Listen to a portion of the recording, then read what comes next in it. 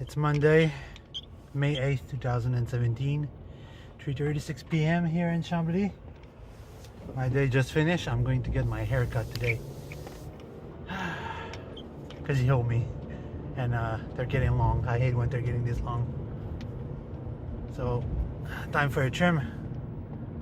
And question time that I got this weekend. The people told me that why you're not making a time portal instead? Wouldn't it be easier? It's like something that's already well documented with the Montauk project and everything like this. Well, one issue with the time portal is that if I'm using the principle of what happened in a Montauk experiment is they needed like 1,000,000 volt AC to run the entire place, and I don't have any resource to that level. But on Stephen Gibb plans that he made using the information that he had, I bought the plan from Gibbs before the time portal, and it's something that's quite easy to make, technically speaking. It's just that you have to combine what he already made with the rest of the recipe, because this guy, when he makes a plan, he makes the plan just to make one thing, and he doesn't explain how to make it. You have to figure it out on your own. There is, if I recall his plan properly, there isn't that much measurement. You have to figure it out mostly on your own. So, also, I don't know where it's going to land if you don't have the proper information to generate the field. So it's all complicated things, you know. It's well, when it comes to that project, nothing is easy. That is for sure. Like, nothing is easy about time travel. Everything will be hard, and everything will be complicated to make, and you have to create things on your own. So I know that previously, when a while ago, when I first before I started making the Brossard experiment, I dabbled with the idea of the time portal, and I had this small 18-inch by 18-inch square that I used with a steel bar that was wrapped with a Cadius coil, and it was wrapped in all one single loop. So I welded the bar together, and I looped Cadius coil formation all around, and I asked one of my friends to get me a TV transformator that could generate close to 1,000,000 volt AC. And one of my friends that was an electrician and electrician back in the days before he died, he made me this box that I would just have to connect, and then it would generate, from what he read on this part, he says it's going to generate an electric field that's going to have a frequency inside. So all you need to do is crank up the voltage and then turn the dials, and then you'll see something. Technically speaking, from what we read, something should happen. So we made this, and I tried it at his place because he had a 20 amp outlet that could support this transformator that he made. And what we created inside that little square, there was a field that started happening, and it wasn't very well lit, but inside that field it was all black. And we took a flower, and just because we didn't have access to an animal, we weren't cruel enough to put an animal through this, so I took a flower and just passed it through the field, and it went through the field, and it wasn't there on the other side. And when I pulled it back up, it was frozen solid. It was like literally frozen solid, like if I did the thing in liquid nitrogen. So I knew that I created something very dangerous. So I say, this opened the portal somewhere else, but we don't know what, and on the other side it's very dangerous. What froze the flower? Was it the field that froze the flower, or what was on the other side. So at one point the transformator started getting very hot, and he didn't think of installing a cooling effect or a fan to cool down the unit, and the whole thing just fried up. The transformator just fried up. So we didn't reproduce the experiment. We learned that generating a frequency inside an electrical field would do something, but we didn't have a destination. We didn't have the information regarding on what exactly was time and how we could break the barrier of times with time travels. Until I learned from George Van Tassel, that time equal frequency to 1. And then one of my friends told me that the real frequency is audio frequency.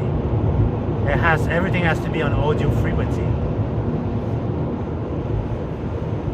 So I know now that I have all the resource to make an audio frequency generators that could both create a frequency system on an audio system with speakers, as well as on electrical currents, combining both.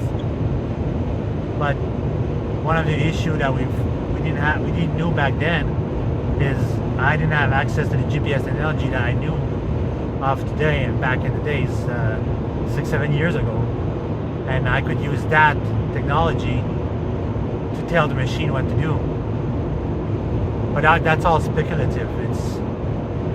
It's unsure or unproven. I know that the Russian, when I'm saying the Russian, I mean on the other side of the world, some scientists in Russia did claim that they did build a working time travel machine, and they went back to the death of Christ when he was inside the tomb. And I doubt that it was Jesus Christ that we saw in that video, but I don't doubt that they managed to do it. They managed to have access to they developed time travel technology. That I wouldn't doubt that for 5 cents. So it's something else entirely, you know. These guys, they have access to whatever they want and do whatever they want. They don't have any restriction.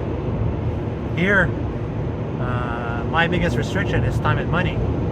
2 things I don't have on my own, because I need to work to pay my bills, money, and I need to work to make a living, so I don't have the time. And on this summer, with the workload that I have for my personal company, I want my little enterprise to grow up, to grow bigger, and it's going to be in my spare time that I'm going to try to dedicate some time to this project, unless somebody comes to me and say, here's some money, here's a lump sum of money, quit your job, find a place, buy everything you need, and start building, and I'm going to pay you like a weekly salary to do that. So I'm still waiting on that.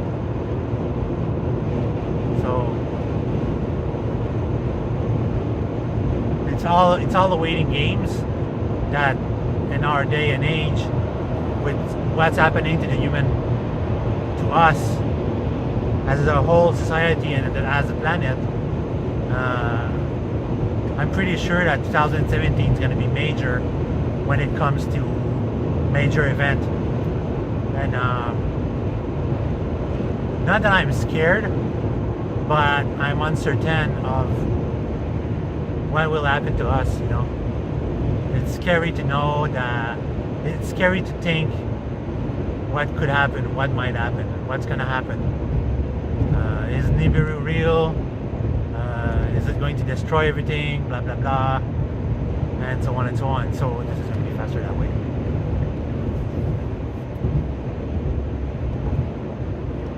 So this is something that keeps me thinking that I need to make an exit. Even though the time travel portal will be a one-way destination, I would make sure I would go back to the 70s, and then I could work later I could work there on a more reliable machine. I would have more time before things happen. And there's plenty technology that was developing back in the 70s, and I'd rather use solid state technology. Maybe it would make for a bigger machine, but it would make for a machine that would be more tough. Because the problem with, if I use let's say if I use a smartphone as my computer device to control my time travel machine, what happens if I travel to one place and I break the phone? You know, I would need to carry at least 2 or 3 spare phone on myself to make sure that nothing's happened to that phone. Or I could buy a phone that's rugged, you know, rugged construction, IP67 and military grade, like one of my customer has. But even there, what happens if the phone fry? If there's an electrical short, if there's a magnetic short that destroys the memory of the phone, then even there I'm still stuck, you know. These phones don't exist back in the 70s. They barely had cell phone technology back in the 70s. Just imagine the LTE network and the GSM network. That would be like even more far-fetched. You would go back in the 70s and you tell them that, oh, instead of using radio frequency, we use cellular frequency that works on a digital network. And so they're gonna ask, like, what's a digital network? The digital network is where we send frequency via ones and zeros instead of a megahertz. Because I remember back in the late 80s and the early 90s, when people were starting to use cell phone, people that was using CB communication, they could tune their frequency on their CB to hear a cellular conversation. Because back in the early days, it was 600 and 700 megahertz.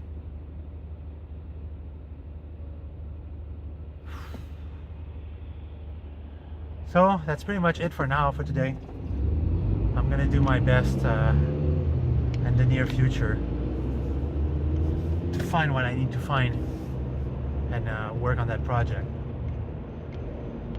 hoping that somebody will come up and they're gonna know what's gonna happen in the near future, and they don't want to be here when that's gonna happen, and they want to bail out, but they want to bail out using time travel technology. If not that, at least anti-gravity and build a spaceship. Oh, you big fucker. Just had to be in front of me, eh? Go pick up.